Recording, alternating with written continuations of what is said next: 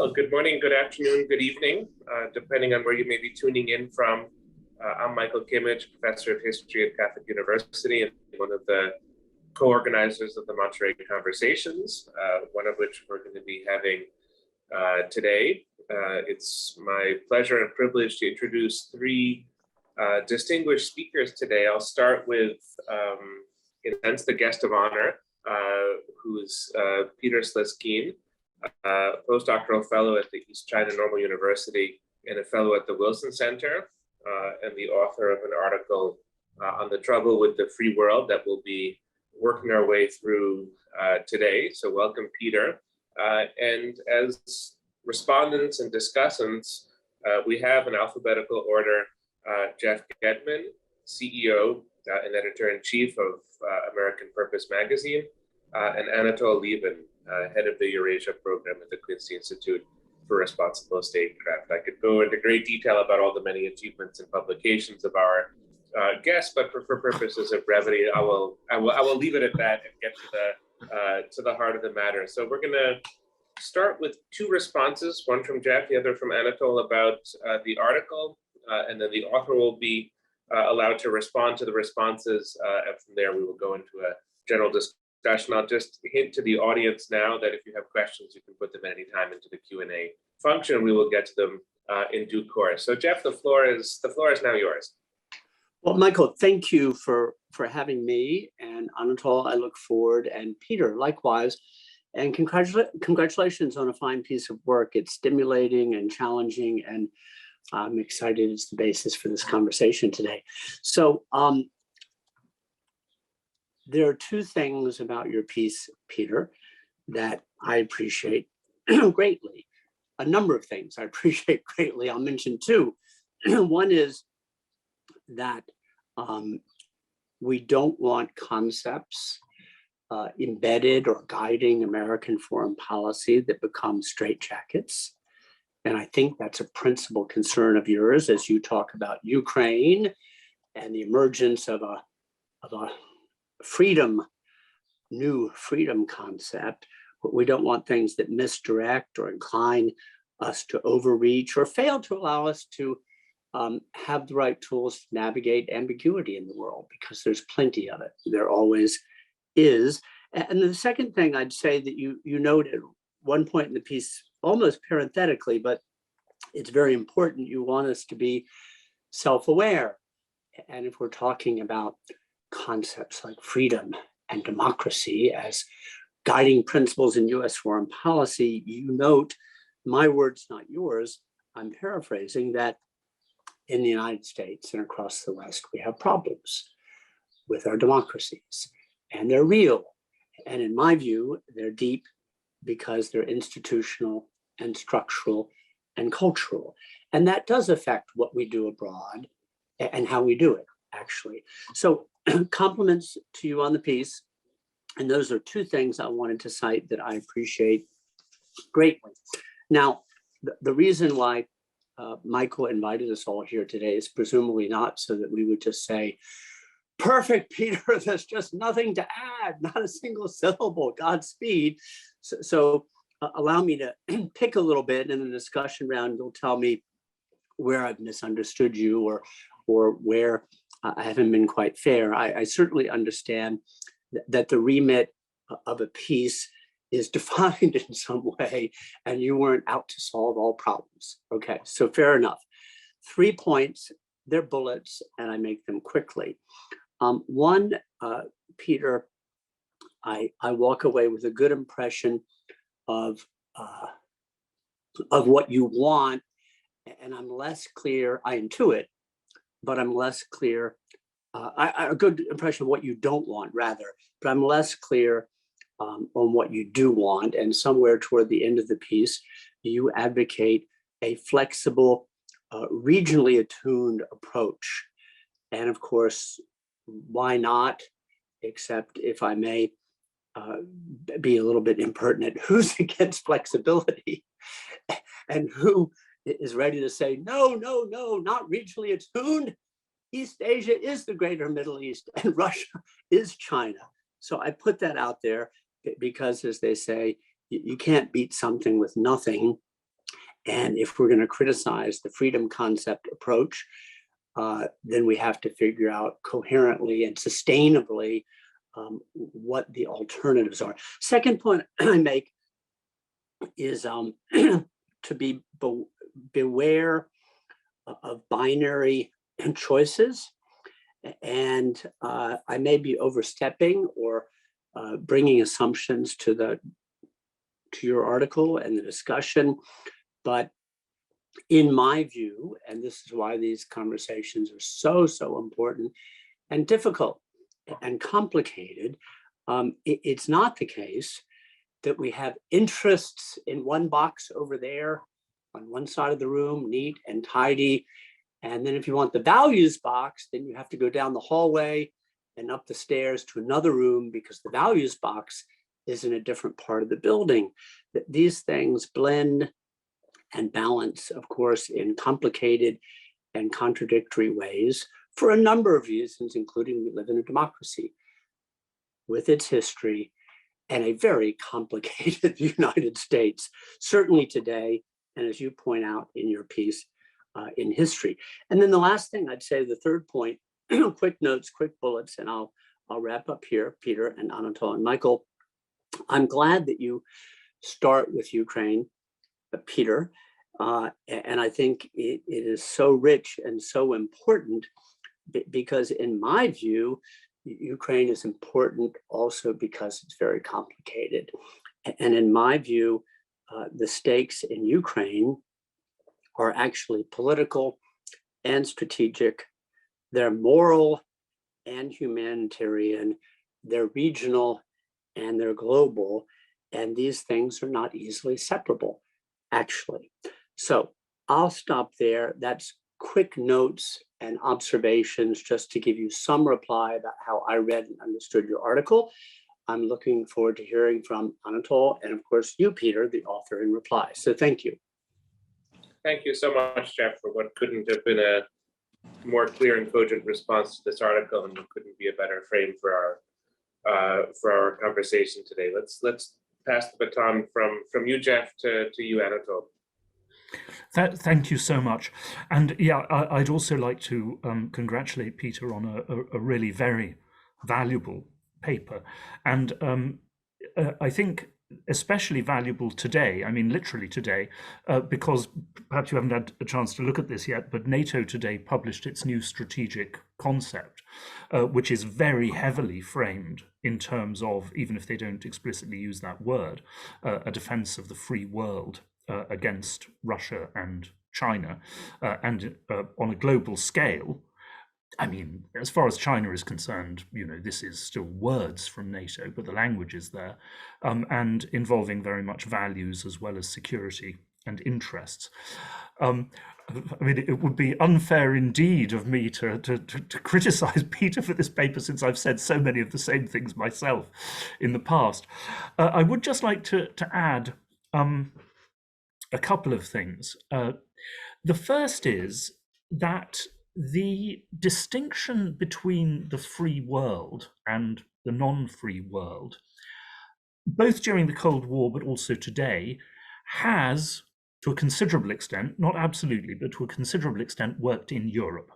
You know, in Europe during the Cold War, you know, you could see the clear difference between West Germany and East Germany. You know, you could see the clear difference between Holland and Hungary, or of course between the United States and the Soviet Union. Now, there were always exceptions. Turkey was always a huge exception as a member of NATO. Greece was an exception for a while. Portugal was an exception for a very long while. Nonetheless, the ideological, you know, systemic dividing lines were very clear. And yes, you know, the United States and NATO and the European Union, or whatever it was called then, did represent freedom and democracy against, well, first totalitarian and then more authoritarian communism. I think, though, I mean, the key problem is when one tries to take that model and set it as the paradigm for the whole world, because clearly outside Europe, this didn't work in the Cold War, and it's certainly not, you know, true today. Obviously, outside Europe, as you said in the paper, Peter, the free world was defined as the anti-communist world, most of which was not free. Outside, well, in Asia for a long period, it was only Japan. And today, of course, Central America, obviously, Middle East, even South Asia. And today that is still true. Less true perhaps than during the Cold War, but still, if you look at the lineup of American partners against China, certainly you have a row of authoritarian states or highly illiberal democracies, like India.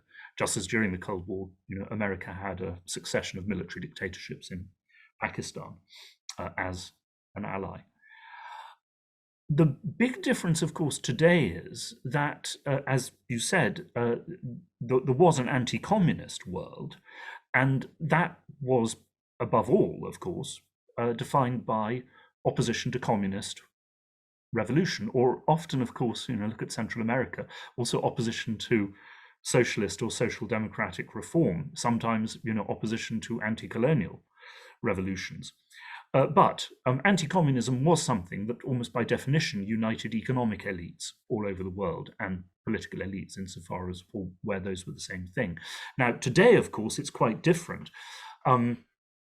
The Chinese economic model is heavily reminiscent of actually Japanese, South Korean, Taiwanese economic development strategies previously, and I think is even to a great extent modeled on them. It is not threatening to the economic elites of much of the world. On the contrary, it has distinctly attractive features.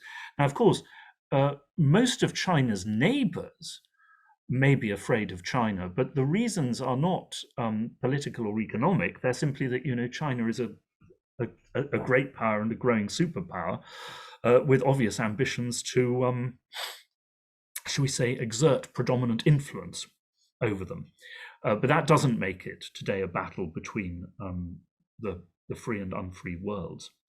And then just two other things to add, one of which is perhaps outside the remit of your paper, but I think is still worth touching on in this discussion.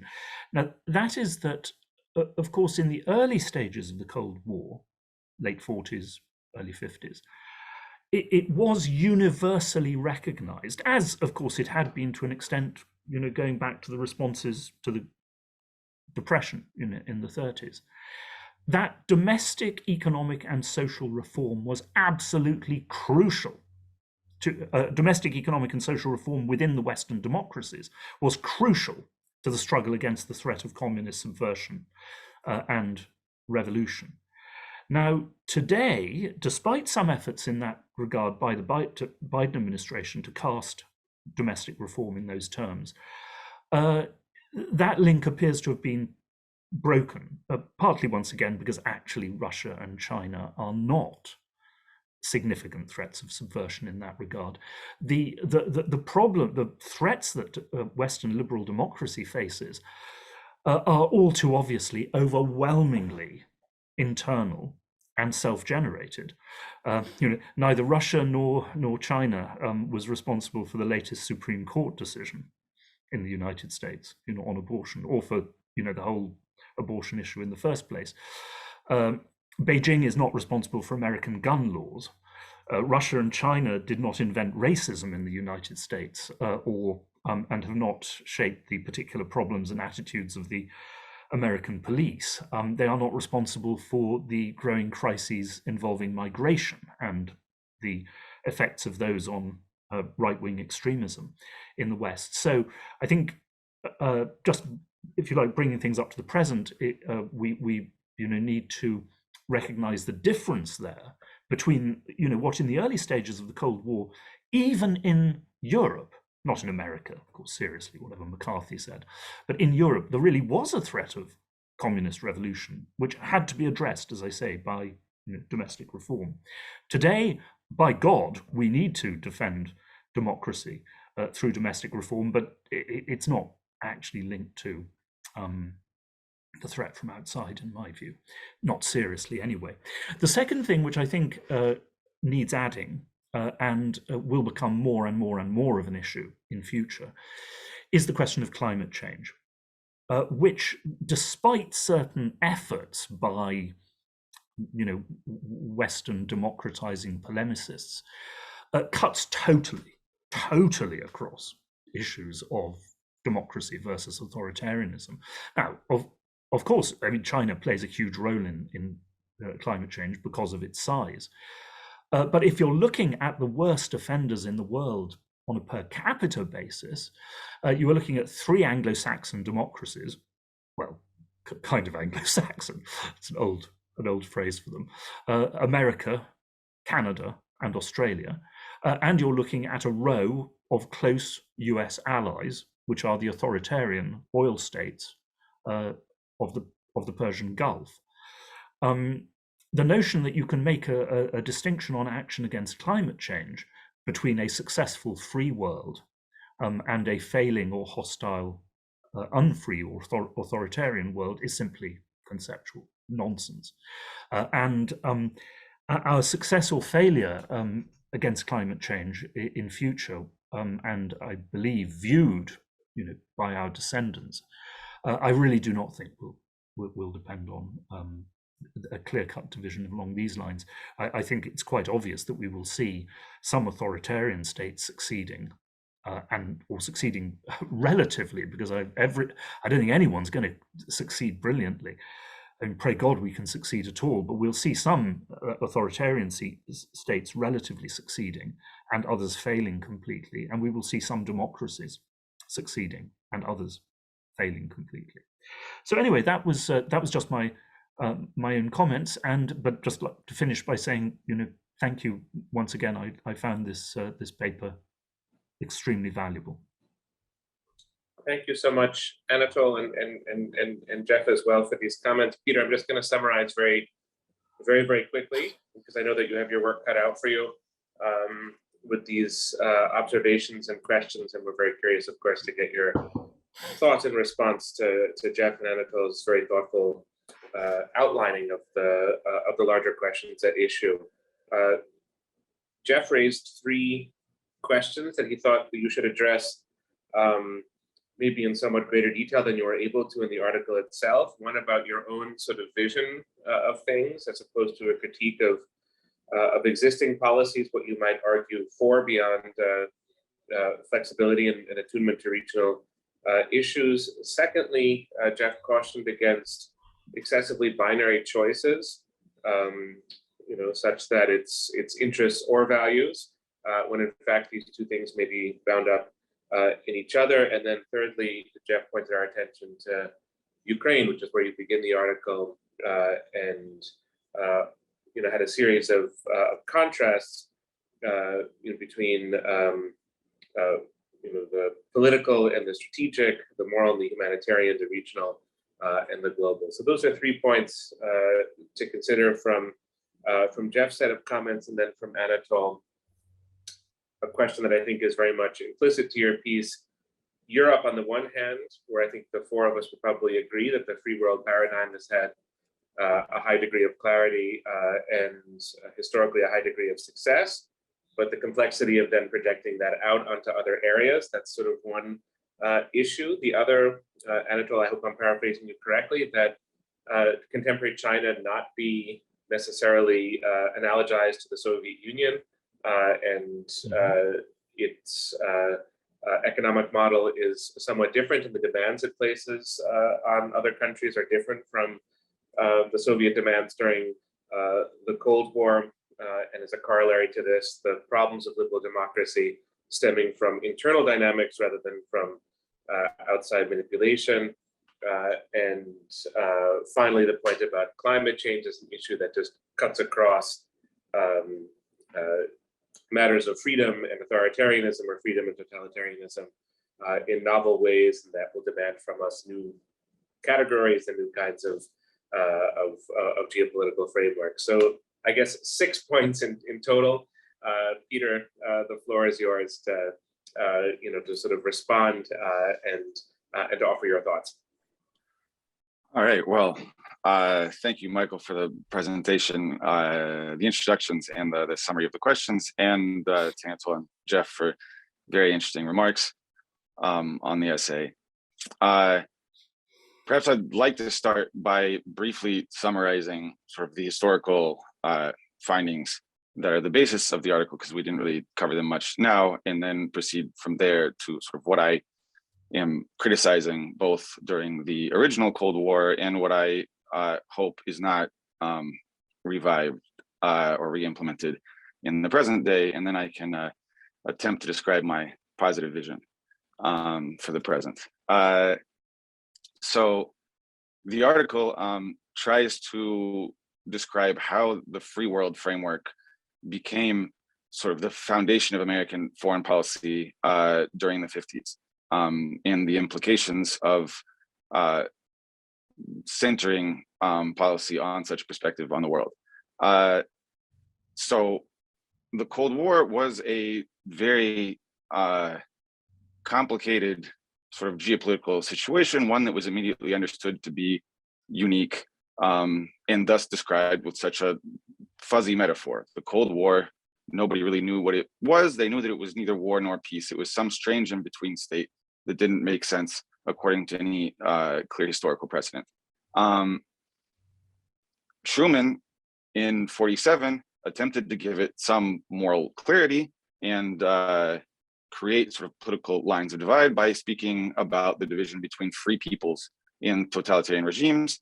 The language was universal, but the point was about Europe, about the fate of Greece in particular, and Turkey sort of thrown in. And this became the Truman Doctrine. The universalism of this policy was immediately walked back by the administration that did not intend for American policy really to reflect such sort of universal imperatives. But as the Cold War became more fraught, as the tension between the Soviet Union and the US grew, and as the logic of such universalist declarations about the opposition, total opposition between freedom and totalitarianism, as that logic developed, and this is partly a question of internal political dynamics, the Republicans used this framing to declare that Truman's democratic administration was not living up to its own claims. And this is where there was a turn from the free peoples of Europe to the free world as an organic whole, which must necessarily include the peoples of Asia and elsewhere. But the focus here was clearly on Asia, and the loss of China became a big sort of stick with which to beat the Truman administration, that they had failed to protect the free world, which was one and indivisible. And by 1950, the Truman administration had itself accepted this division of the globe into a free world and a communist world, the whole globe divided into two and only two parts. And my argument in this framing lasted for the entirety of the 1950s and became, as far as I can tell, the essential sort of paradigm of American foreign policy. And in this division, the free world was defined entirely negatively. The positive pole was the communist world. The free world was everything outside of the boundaries of the communist world. This, I think, led to a number of policy problems that American administrations, both Democratic and Republican, over the course of the 50s and into the 60s, had to struggle with. And in this case, I think the concept did become a straitjacket, as Jeff described, in a number of ways. One, because the concept was defined negatively, there was no sense of how to describe its common ideological features. What was it that Argentina and Indonesia shared, or Portugal and Greece, and on, so that they were part of something coherent called the free world? In the US State Department, US Information Service, tried constantly to create some sort of glue that might bind this free world together, and failed over and over and over and over again.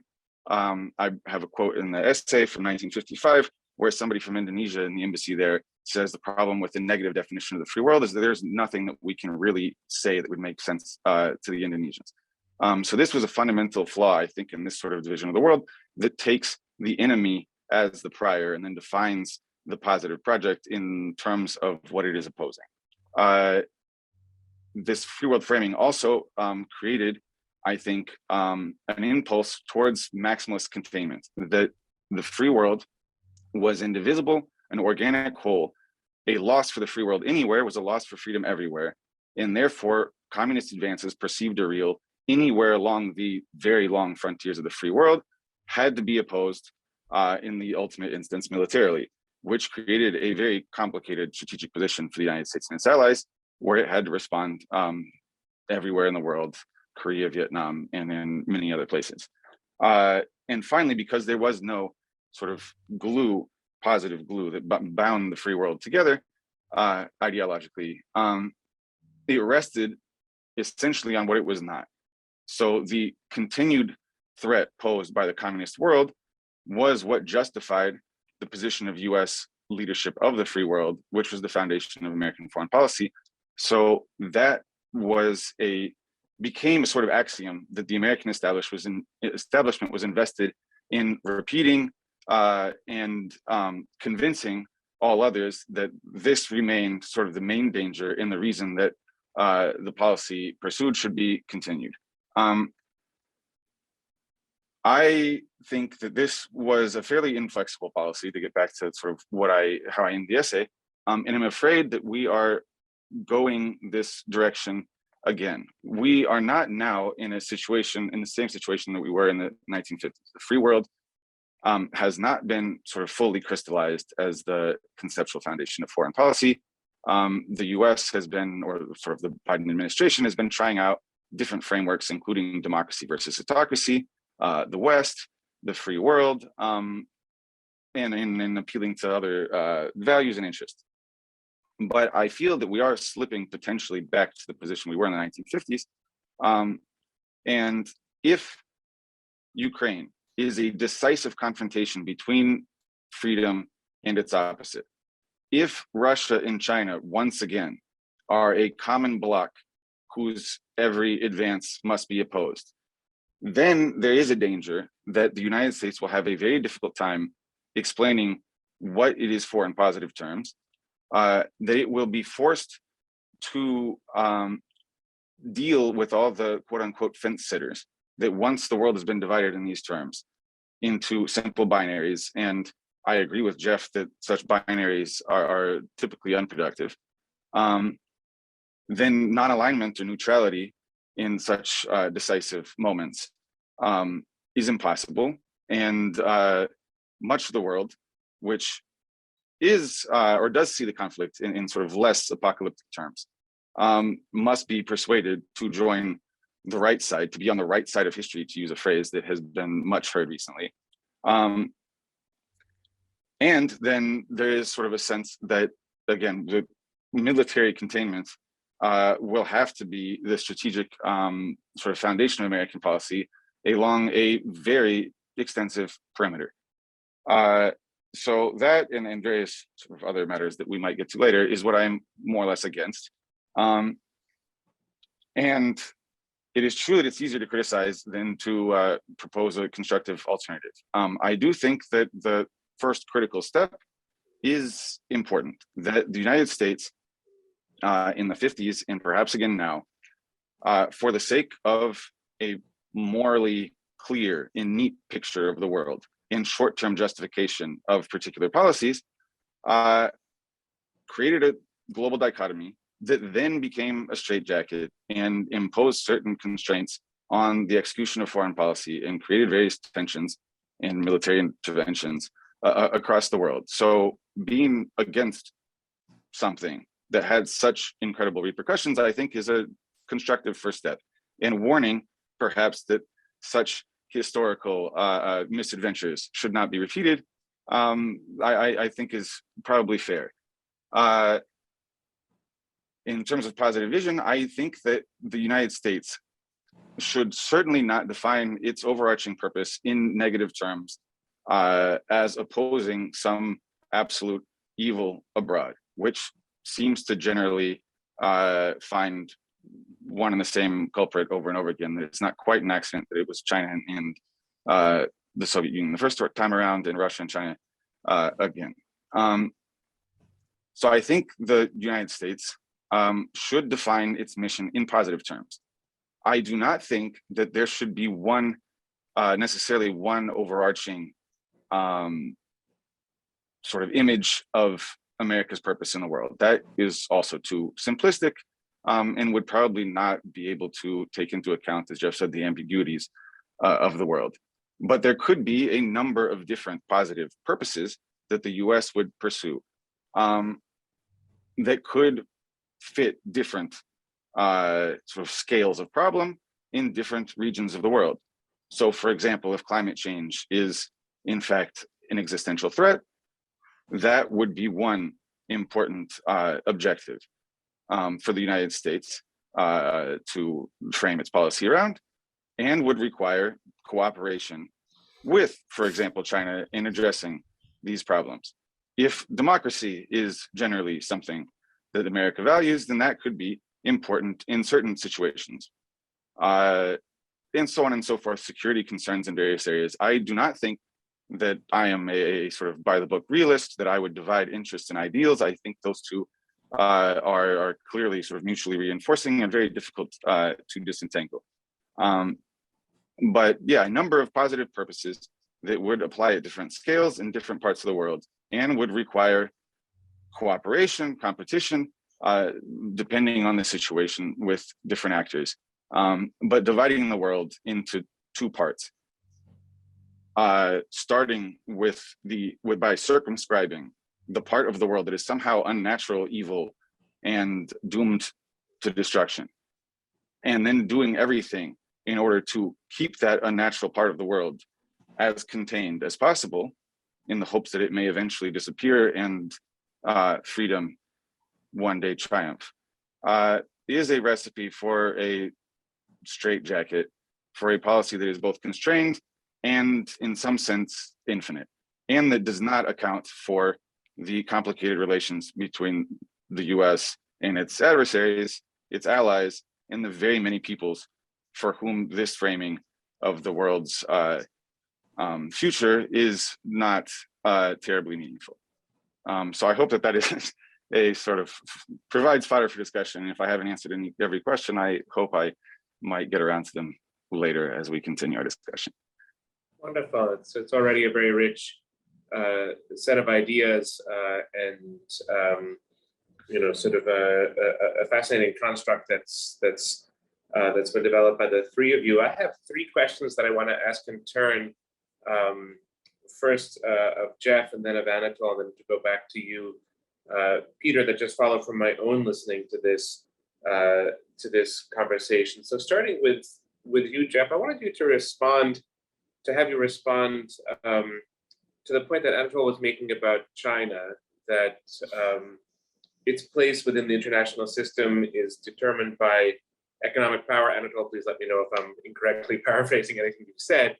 And that the burdens that it places on governments outside of its borders are burdens of influence, but for the most part, China is not interested in revolutionizing or transforming these governments.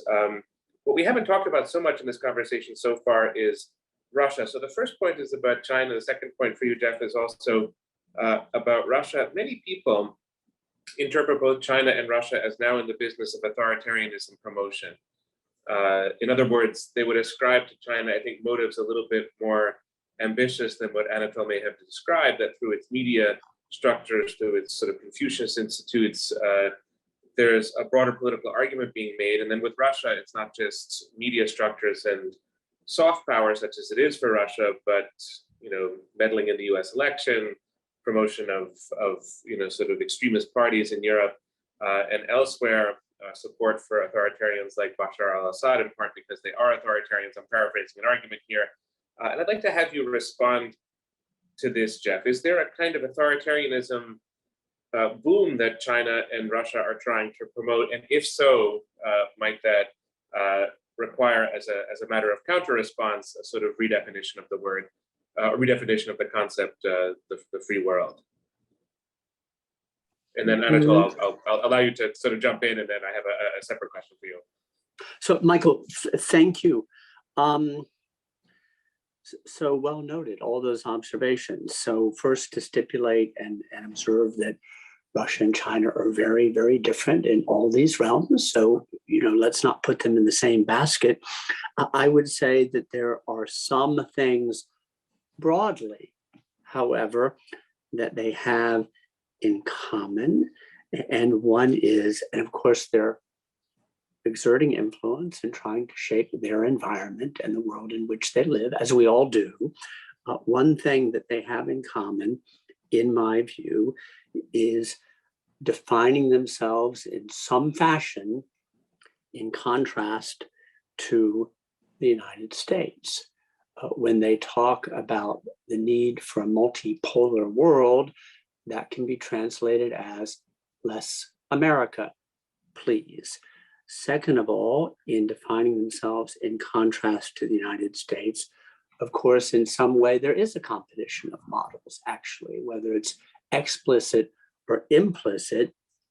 They are not aspiring to become liberal democracies with individual rights under the rule of law, with constitutional democracy as the backbone of their system and political culture, both China and Russia. I would say China, as a rising power, has more time, and for a variety of reasons shows more patience. One gets the feeling, Michael, that with Vladimir Putin, he's racing a bit of a clock. That's my feeling. And even more sharply so the case in Russia's situation. There's, I think, an obvious point that Russia, as spoiler, tries to build itself up by cutting America down.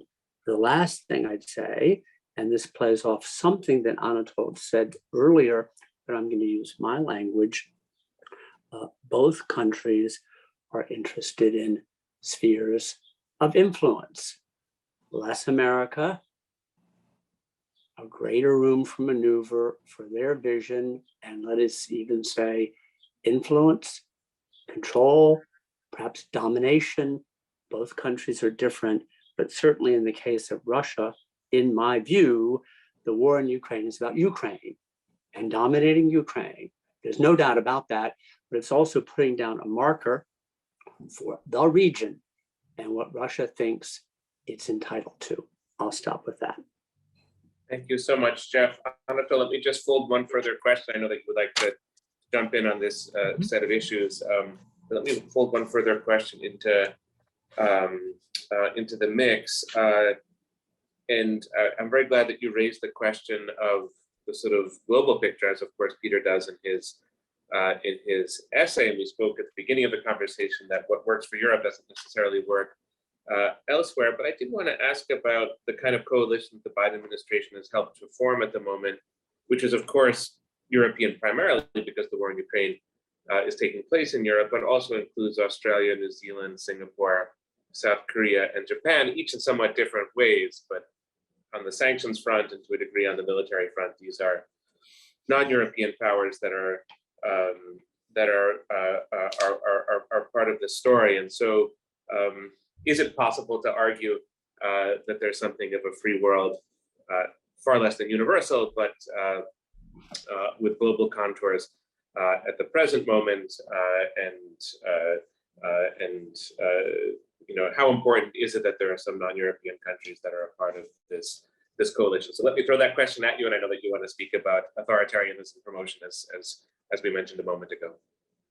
Well, actually, that feeds extremely well into it, because in this list of countries, countries that were invited to the NATO summit and so forth, and partners of the US in Asia, one name has not been mentioned, which is India.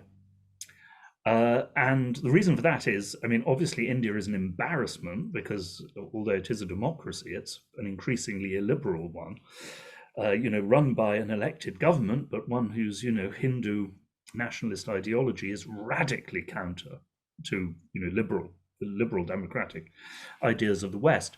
But also, of course, unlike Australia, New Zealand, Japan, South Korea, all of which, are, let's face it, extremely dependent on the US in security terms, and in several cases where, well, in all cases were either allies of the United States during the Second World War or were, of course, occupied at the end of the Second World War.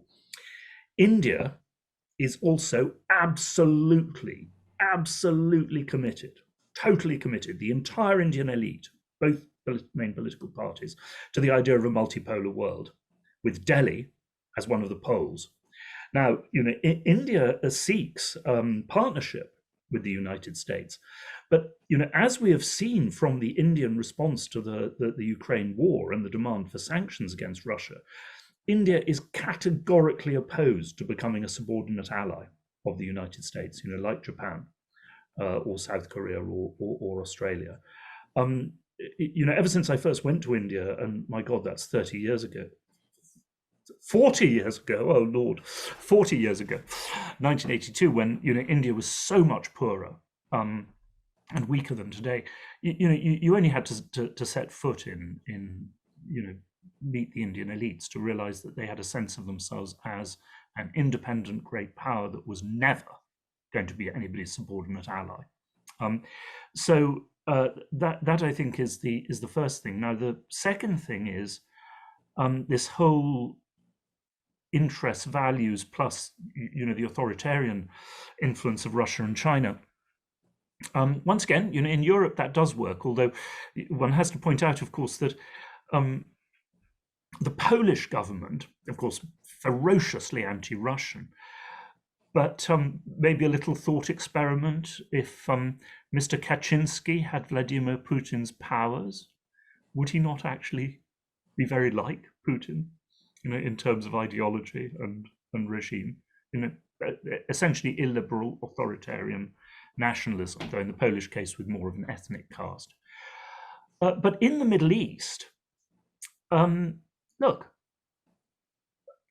Russia supported the Assad regime in Syria for precisely the same reasons that America and France supported the Algerian military regime in its civil war with Islamists in the 1990s, also an exceptionally brutal civil war, by the way, which is to maintain influence, but also because of deep fear of the triumph of Islamist forces, which could then threaten Russia and the West. Incidentally, from that point of view, the basic attitudes of American and Russian officials on that one, security officials, are often astonishingly close in private. A fascinating thing in Obama's memoirs about the discussion when the Arab Spring spread to Egypt at the start of 2011, meeting of the US cabinet, discussion, of course, as had come up years before over, whether America should go on supporting the Shah during the Iranian Revolution. You had Hillary Clinton, for example, saying, nope, we must go on supporting Mubarak. Too dangerous to do anything else. He's our ally. And if he's overthrown, the Islamists could win. No, we have to go on supporting him, basically, however ferocious his crackdown. Well, of course, a few months later, Hillary describes Russia as despicable for supporting Assad. Arguments were precisely the same. So, and I'm not, you understand, I'm not blaming America for this. I lived in the Middle East for 7 years. If you want to operate as an outside power in the Middle East, you are going to have to make some, damned ugly compromises, because that is the nature of the region. But let's not pretend that we haven't, all made those compromises. And Putin working against the clock, that's absolutely right. I mean, that's absolutely critical to the reasons for the Russian invasion of Ukraine. But basically, that was because of a fear of the loss of Russian influence over Ukraine and geopolitical position within the former Soviet Union. I mean, if you know anything about Russian history, you see the reasons for that.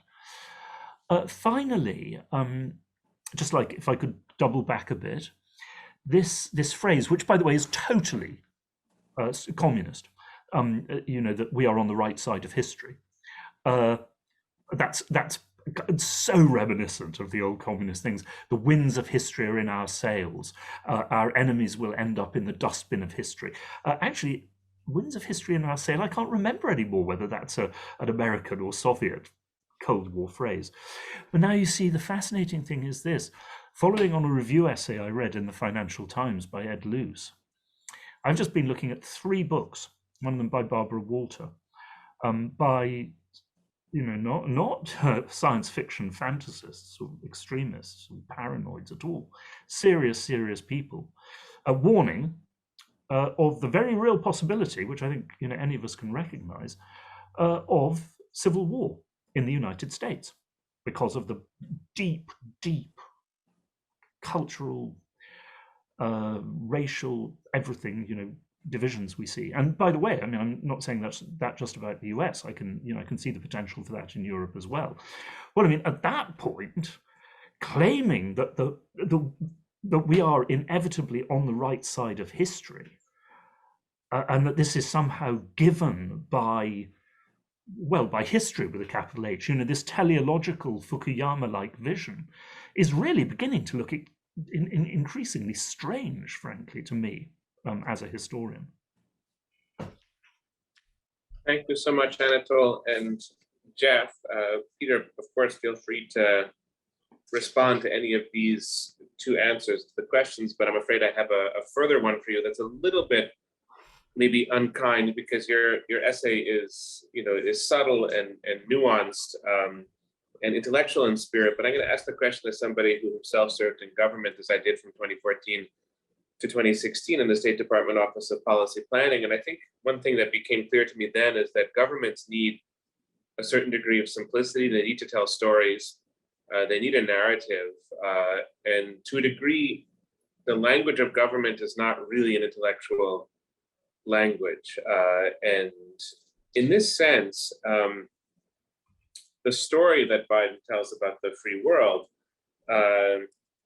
is going to have its contradictions, and nothing in politics is ever free of hypocrisy. But is it, in a sense, a necessity, perhaps? I mean, a story must be told, and especially in the American foreign policy tradition, which is a heavily moral tradition, coming out of 19th century missionary activity, and with a long history in the United States of religious groups who have influenced the practice of American foreign policy. So is it, in a certain sense, inevitable or necessary that you have both a somewhat simple idea and story, and also that be a moral idea and story? I mean, it really in the American vein. I don't know if China, Russia, Great Britain, France, many other countries would be similar in this respect, but this is how I understand American foreign policy. So if it wouldn't be this, I think it might well be something else. And is that a problem if you want to criticize the notion of the free world? So let me ask that question of you, and then of course, if you want to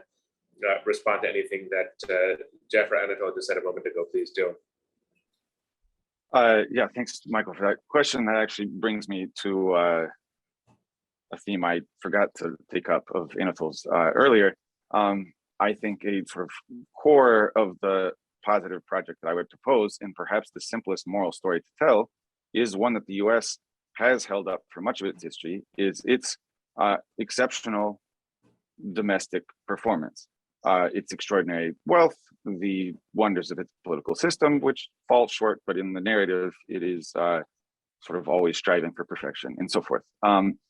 And I think even in moments of great geopolitical crisis, the more astute observers would constantly come back to this aspect of the struggle, that if the United States and sort of the larger West with which it shared certain political and historical traditions would have faith in itself, would develop its own strengths, then the adversary would ultimately lose.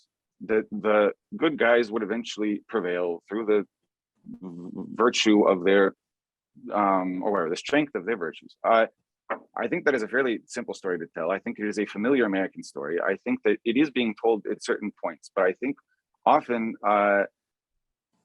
the sort of Washington slips into a different story where it seems to then display a sort of weakness and fear of an enemy so aggressive and threatening that it can overwhelm all of these apparent strengths that America and its allies supposedly possess. And then the erecting of walls, the opposition towards any sort of distant advance becomes the essential priority.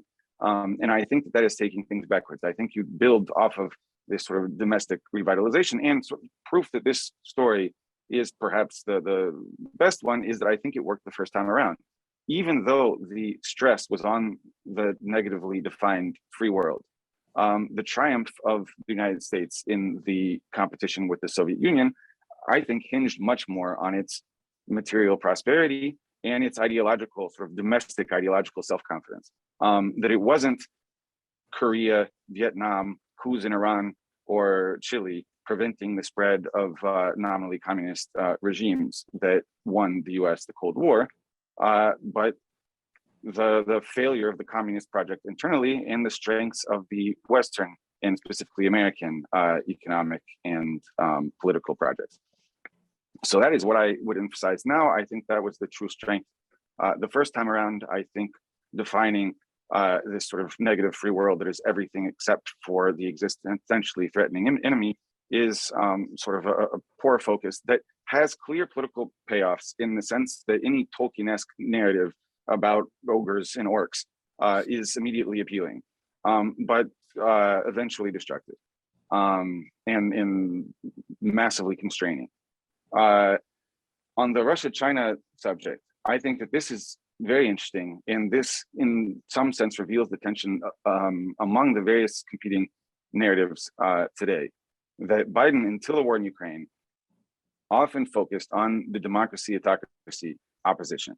This, on the face of it, is a more positive description of what America stands for and who it wants to associate itself with. Both poles are positive. Autocracy apparently has a definition in a certain sort of caste, and so does democracy.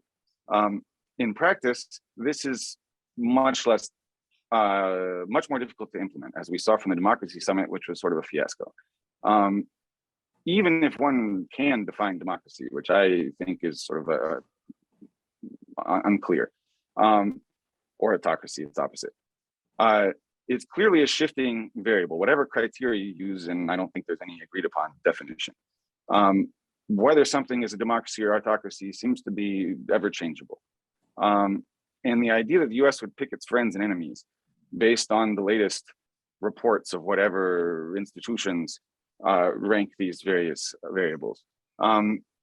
First of all, contradicts the obvious practice that the United States has historical and then strategic interests in aligning itself with certain powers and isn't going to willy-nilly change its associations based on the sort of domestic performance of every single regime in the world. And two, I think that the democracy-autocracy divide essentially was always a sort of cover for an actual opposition to China and Russia, which were always assumed to be fundamentally different. That there might be a whole range of autocracies and the list was never complete and always changeable.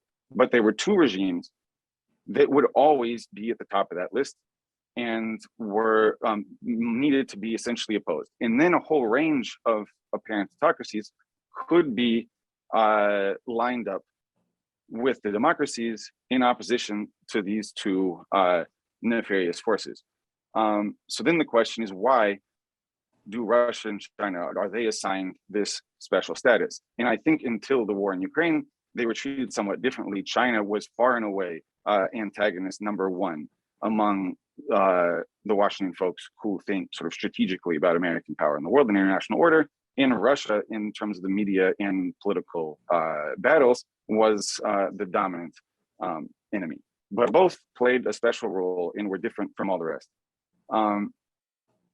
And the question is whether they play the special role because of their moral failings, because they are autocracies or some special form of regime. I don't find that particularly convincing because I don't think that it's clear what special evil they share and what makes them distinct from all the rest of the regimes of the world who also practice unpleasant sorts of things domestically or internationally. So is it the fact that they are powerful enough to trample about and to pretend to have spheres of influence or to remake the international order. If that is their great failing, then the problem emerges that much of the world perceives the United States in the same vein.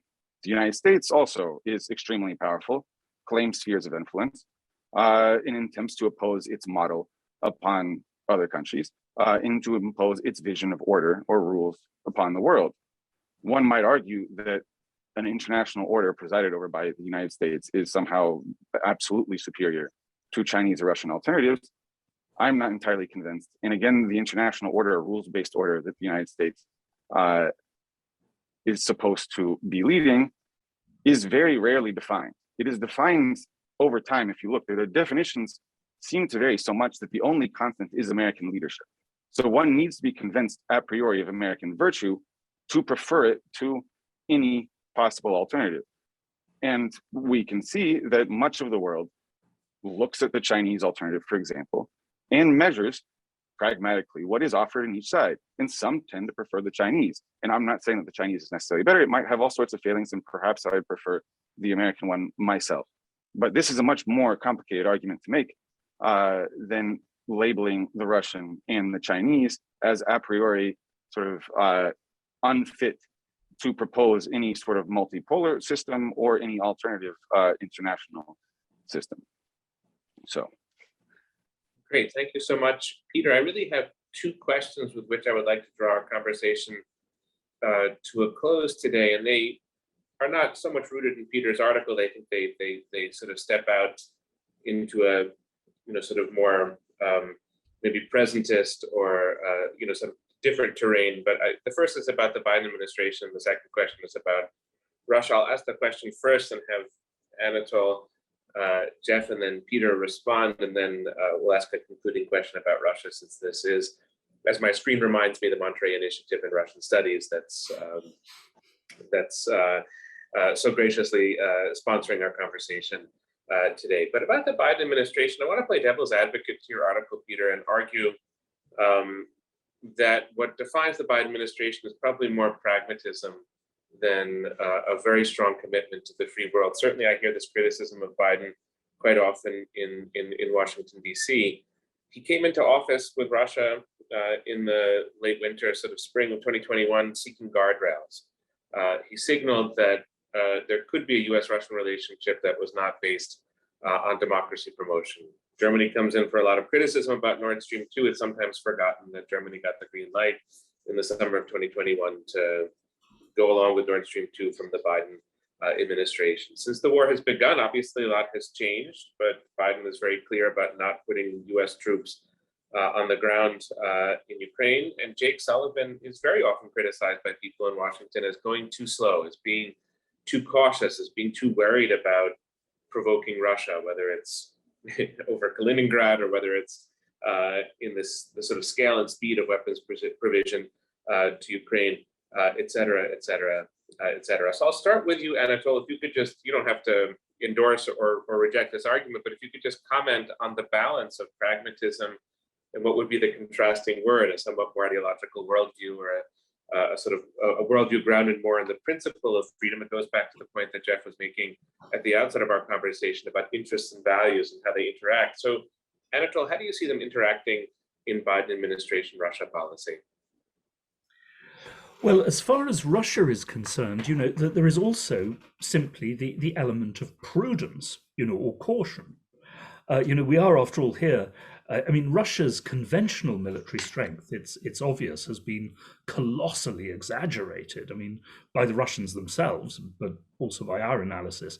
We're looking now at Russia struggling to capture, small towns in eastern Ukraine, or all its major objectives. It's failed militarily, but of course, Russia does remain a nuclear superpower, and clearly, that absolutely legitimately means that a U.S. administration, has to really worry about getting into a cycle of escalation that could lead, if not to a deliberate nuclear exchange, to the kind of greatly heightened tension, which a couple of times during the Cold War brought us to the real brink of nuclear catastrophe. So that is just reasonable prudence. And by the way, I mean, the duty of responsibility to the lives of the American people, right? It's not really an ideological thing. I mean, thank God, Khrushchev and the Soviet Union during the Cold War, in the last resort, also observed rules of prudence. So I think that's the specific case with regard to Russia.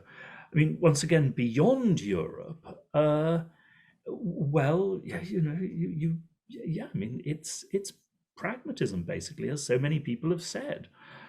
Biden goes off to woo Saudi Arabia. I mean, an utterly authoritarian, or even to a degree totalitarian regime with an appalling record of human rights, worse than Russia's internally, not obviously what Russia, and of course running an extremely savage war in Yemen. But the world economy needs the oil. I mean, America needs the oil for the world economy, put it that way.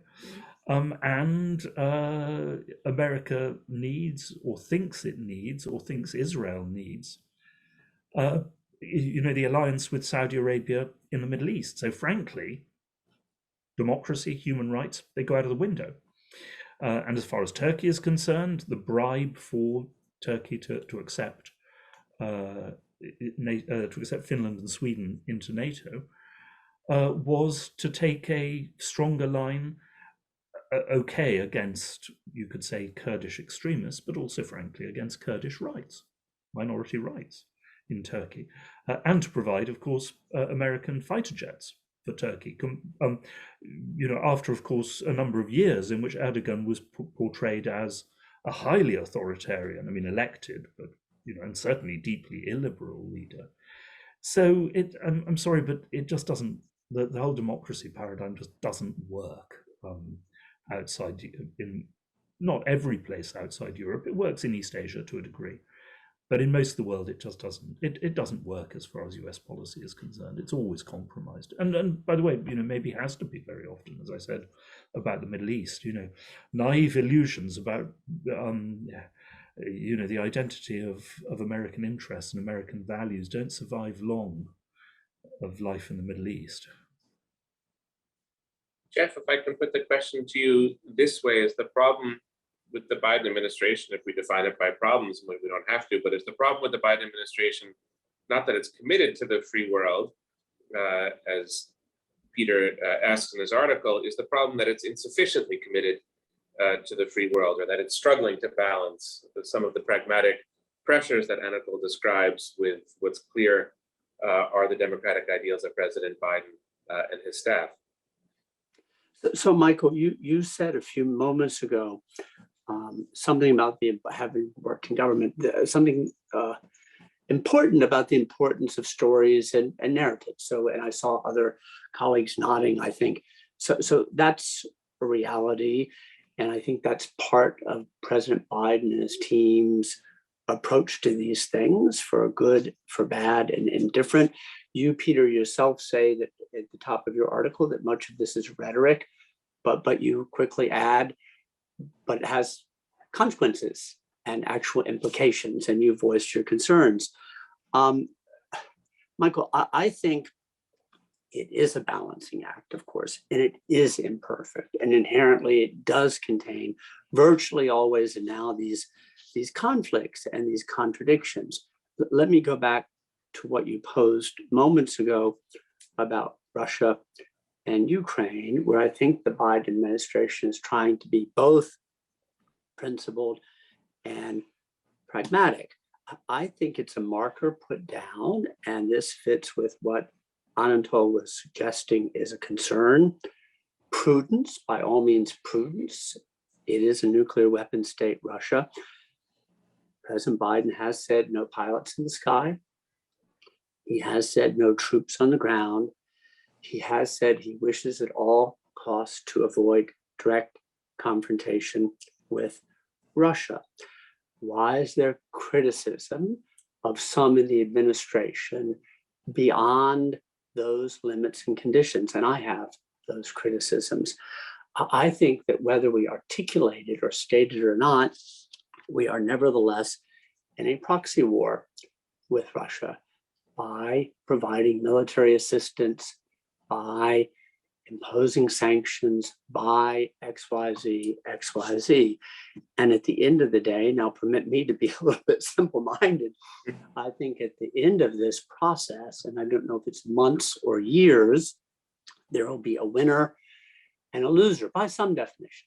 There will be a winner or loser. And I would like to see Vladimir Putin's Russia lose, by some definition, Ukraine win. And I would like the United States, for a variety of reasons, to be on the winning side. And the reason, I'll sum up, Michael, with this about our Russia topic today, that in this war, in my view, the conflict is about a number of things that I think are important to the United States.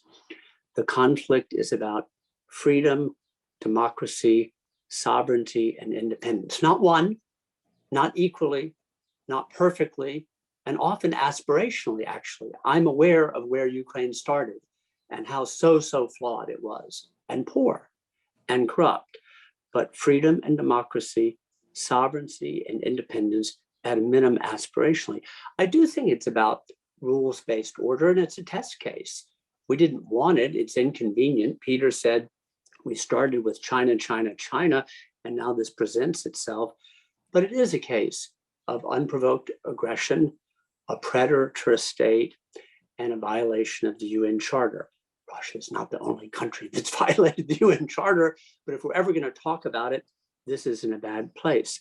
It certainly affects regional and NATO security and challenges that might come under Article 5 and sub-Article 5.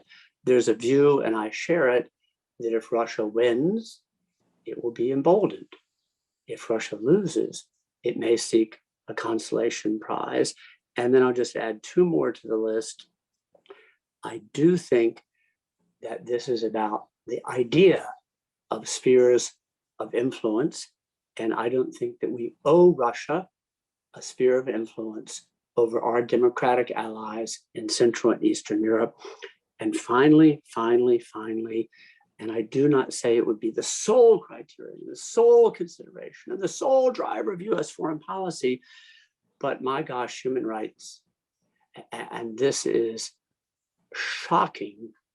The millions of refugees, the millions of internally displaced, the attacks ongoing on civilian targets, the credible reports, I'm sorry to be a little bit dramatic here, but really, credible reports of Russian soldiers raping children in front of mothers. It certainly would be on my list of 7 or 8 or 9 reasons why, in combination, this is an American interest. To sum it up, Michael, President Biden has demonstrated that it's not a core interest by his limitations and caveats, but an interest it is, and a winner and loser it will have in the end. I would like us to be on the winning side. Peter, if you don't mind, Anatol, I'll pass the baton very, very shortly to you. Peter, if you don't mind, I'll let you have the final word. I will ask my last question. You can respond either to the last question or to the comments that Anatol and Jeff have just made about Biden administration policy. I'll start with you, Jeff, and then go to Anatol, and then all the way back to you, Peter, with my final question. I want to ask you, Jeff and Anatol, about the importance of autocracy as a concept for understanding Russia. So it's not a question about the free world, but it's sort of the other side of the coin.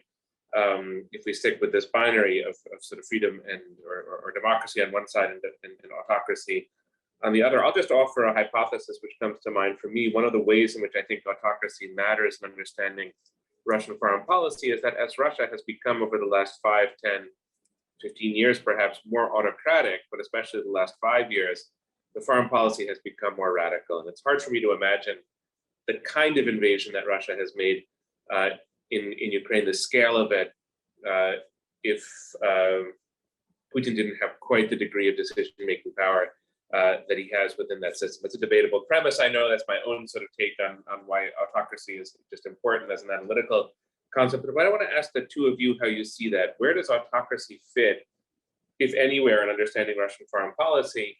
I'll ask this as the last question so that we do conclude with some points about Russia itself. Jeff, where do you see the, I mean, you mentioned issues of human rights and the war in Ukraine, but if we focus our attention on Russia itself, how important or in what way is autocracy important to understanding Russian foreign policy? So Michael, I'll be very brief because I've spoken too much of late, and Anatol and Peter not enough.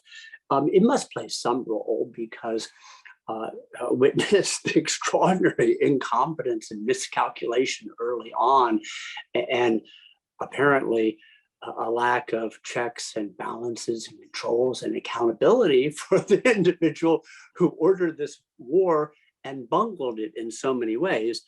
But then it can't be the only thing either. And I'll just note that a driver must be grievance and this desire for revanchism, and a driver must be vision and this driver for some version of imperialism. But I'll stop there. Anatol, I know that you wanted to jump in for a while, so the floor is now yours to offer any of your concluding thoughts, and then we'll turn in a moment to Peter. Sure. I think on that, Jeff is in part totally correct.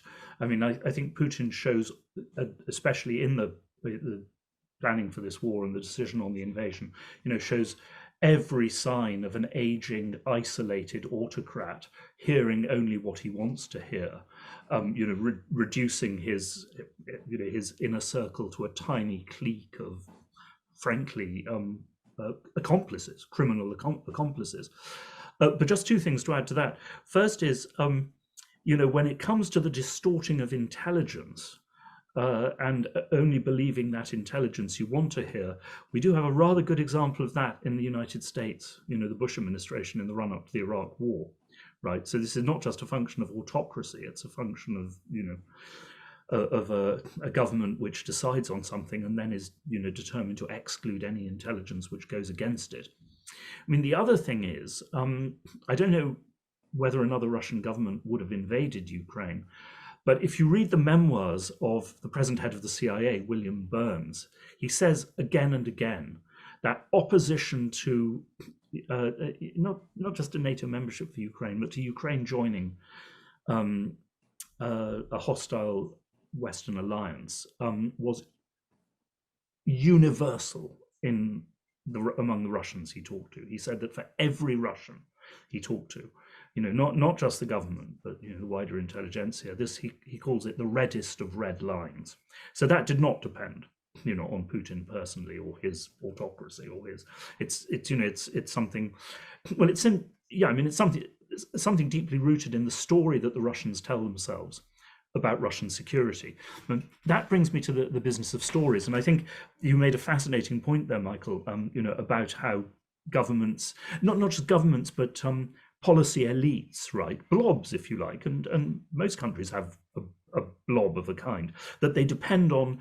You call them stories, you could also call them doctrines, doctrines about themselves and their interests, on the basis of which they run. And that also, in America, that is to a great extent a bipartisan story as well, in the foreign and security establishment. But of course, there is a problem when elites believe their own stories completely, and in the process are completely unable to see how those stories look to people outside. Now that has been totally true of the Russians. I mean, a complete inability, even remotely to recognize why some of their neighbors might fear them, or resent them, and why their own behavior is making that worse. But I think, in terms of the American story about a rules-based order and spreading freedom and democracy and doing the right thing, sorry to come back to India, but it's fascinating that not so much the response of the Indian government to the war in Ukraine, but the extraordinarily bitter attacks on the United States and Western policy in the Indian media, including the social media and public opinion. And the main thing, as has so often been said, this is an original point by me, is that they really, really do not like the white West defining what is good and evil and what it is India's duty to do. And this profound sense of Western hypocrisy, and seeking our own interests at the expense of the rest of the world, while defining this as, in terms of values. And of course, Peter Beinart had a very good article in the New York Times a few months ago, asking, why do we talk about the rules-based order now rather than international law? Well, because international law is pretty concrete. Now, of course, the Russians have monstrously violated it in the case of Ukraine. But then, America has been no slouch at that either over the past generation, violating international law. Whereas, of course, a rules-based order is, frankly, as Peter said, whatever America says it is at any given moment. America makes, as an Indian commentator said just a couple of days ago, America makes the rules and breaks them whenever it wants to. Well, this is where the story that America tells to itself and the way it's regarded by the rest of the world, become not just seriously unstuck, but it's a real, it's really damaging to the way America is perceived, even, in countries which want to be partners of the United States. Now, finally, I do just have to push back a bit on Ukraine. The war in Ukraine started undoubtedly as a Russian attempt to capture Kiev, replace the Ukrainian government, and turn Ukraine into a client state of Russia. I mean, the Russian attempt to capture Kiev doesn't make any sense without that. But, I mean, from that point of view, I think we do need to recognize that Ukraine has already won. And actually, Antony Blinken said something of that sort only yesterday, I think it was. The Russians are not going to conquer the whole of Ukraine now. They're not going to capture Kiev. Most of Ukraine, 80% of Ukraine, whatever happens, is going to be independent and is going to join the West. Is going to move towards the European Union. What this has become is a battle for limited amounts of contested and historically contested territory in eastern and southern Ukraine. And for me, that is a very familiar post-colonial conflict, of which I've covered so many, either as a historian or a journalist. And finally, I mean, Russian atrocities, yes, they have occurred. But I mean, on this business of raping children, that was the accusation of a Ukrainian spokeswoman who was subsequently fired by the Ukrainians themselves because actually there was no evidence for this. I mean, rapes have occurred, yes, but not, suggesting that there has been an organized campaign of rape with, with especially ghastly aspects. We do have to be awfully careful of getting into 1914 style, atrocity stories, which feed hatred, not just of a specific regime, but as we're beginning to see in attitudes to Russia now, of an entire nation. I think we have to be very, very cautious about that. Okay, well, Peter, you have a whole series of contrasting viewpoints, arguments, and ideas to consider in your own concluding remarks. It's really entirely up to you which aspect of our conversation, including the opening aspects of the conversation, you'd like to comment on. But I think very appropriately you get the last word today. All right. Well, thank you. I'd like to begin by disagreeing with Anatol for once, just to sort of spice up, to make the binary not so clear in our case, the dividing lines among camps. I am not sure that Ukraine has already won, and that in some sense the stakes of the war are less now than they were before. If Russia had succeeded in replacing the regime in Kiev, they would have made an argument that this was based in international law, that it was a follow-on from the revolution in 2014, and that illegitimate authorities were replaced by legitimate authorities. And this is an argument that would have had all sorts of holes and that would have been carried through with horrible violence, but would have in some sense been in line with what the United States has done in various places and what we have seen in many instances, I think, in various ways in the last several decades. Now they have been forced to shift to a campaign that will likely result in the annexation of territories that they will claim are historically Russian. This is a much more dangerous precedent to set. Historical revisionism backed by military force could unravel the entire world. So in that respect, I think the focus should be on this particular problem, and the stakes in some respect have actually been heightened since the initial phase in terms of potential further repercussions in terms of what Russia itself might do, and in terms of what any number of other countries with similar historical revisionist or territorial pretensions. And there's a very, very long list of such countries. Moving on to sort of the question of the Biden administration's pragmatism in practice, and what I think is a very strong and problematic tension with its public rhetoric. So I applaud the Biden administration's restraint in some respects.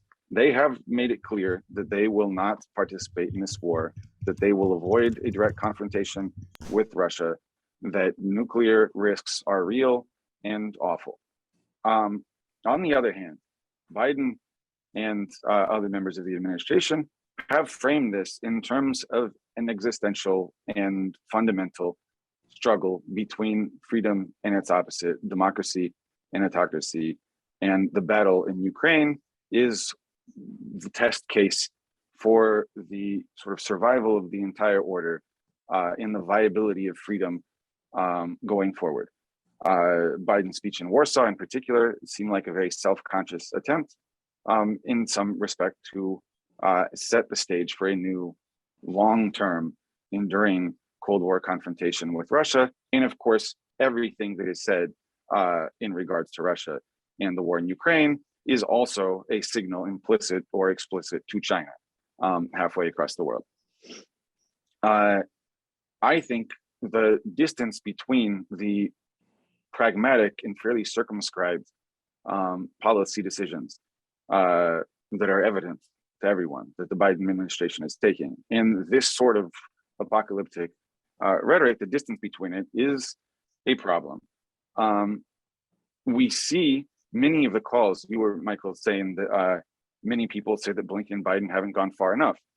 Part of the reason that they are subject to such criticism is because they frame the story in these maximalist terms and then fall short of their own framing. This was the problem in 47, 48, 49 as well. If the competition in Europe between communism and freedom was one battle and a universal struggle, then why shouldn't America exercise its maximum forces to prevent the expansion of communism in China or elsewhere in Asia? And Atchison and Truman and others tried in Marshall to explain at length why the China case was different, why they weren't actually capable of steering the Chinese revolution in their own preferred direction. But once they had made this sort of framing, it was very difficult to make reasonable arguments about why it wouldn't apply in certain circumstances. The universal simple story had been told, and they were criticized in accordance with the story that they themselves had described. So I am all for simple stories for political effect domestically in order to garner legitimacy abroad. But I think that this particular story has very serious problems. The idea that there is an entire globe that is divided into only two parts, that the two parts are visible through the prior definition of the unnatural and evil and aggressive section of the world, which is fundamentally bent on world domination. This was said about the Nazis, about the communists. And once again, this is basically the idea in reference to the Russians and the Chinese, is that they are trying to remake the world in their image. This leaves us with very little basis for telling a positive story about ourselves and what we value, the policy that we end up with is mostly a response to the evils of the communist world or the Russians and the Chinese now, and whatever it is they propose to do, and whatever sort of military or political or economic, in the case of One Belt, One Road, steps that they might take. It forces the United States to line up the world into two distinct camps. Many nations across the globe, India being a particularly prominent example, do not subscribe to such binaries. And I don't think that this is necessarily a problem, but it becomes an acute problem if the United States bases its policy on such a dichotomous framing. So to wrap up, I'm all for simple stories. I think they should be positive in nature. I think they should be about what we are and what we represent rather than who we oppose.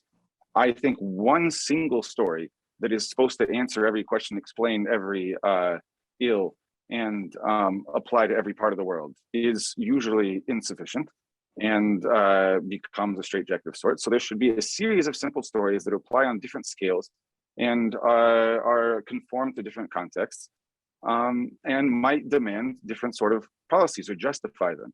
And that is the flexibility that I want. So it's not that I want every policy issue to be endlessly complicated to the point that no step can be taken. But that these stories should be told in such a way that flexibility remains, that we know why we're doing and what we're doing in each instance, according to a certain set of interest, values, and American cultural and historically meaningful tropes. So yeah, the free world I don't think is the answer, but it was a driver of foreign policy for the US for a long time. And I unfortunately see it returning now and hope that some alternative may be found. And I think, again, to return to the sort of domestic vitality story, I think that that is one obvious alternative. It was an extremely important sort of secondary component of Kennan, for example.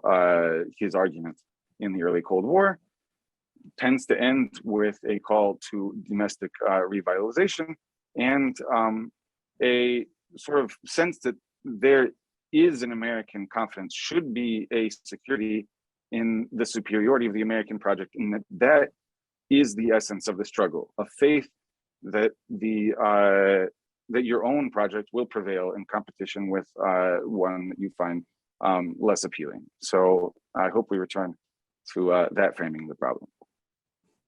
Wonderful. Well, if anybody thought at the beginning of the conversation that the phrase "the free world" was simple, the three of you have shown us the many complexities that accrue to this concept, and I want to thank all of you for articulating such different points of view in a sense, and that for those of us who have been listening has been a great enrichment. On the subject of thanks, let me mention here the Carnegie Corporation, which has generously supported the Monterey Conversations.